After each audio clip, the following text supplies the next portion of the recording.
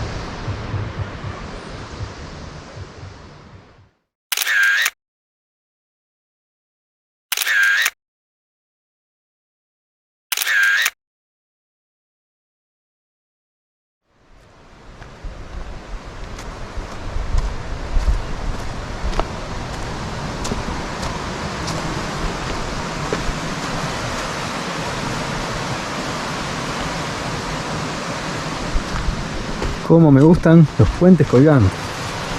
Este está medio... Se ve medio frágil, ¿eh? Bueno, a ver.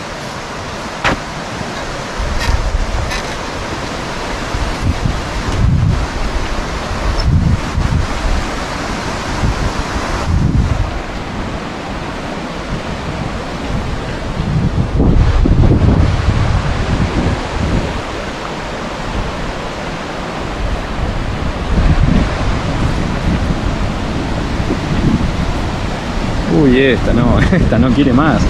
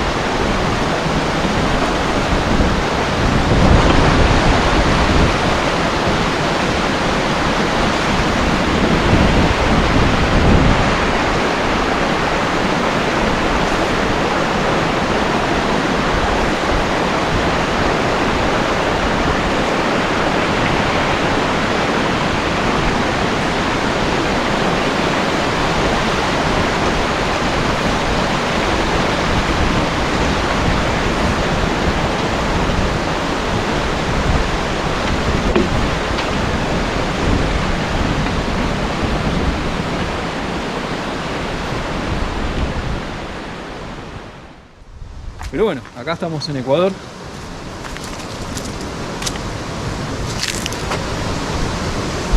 En Peguche. Sí, lugar increíble. Qué color tiene esa planta.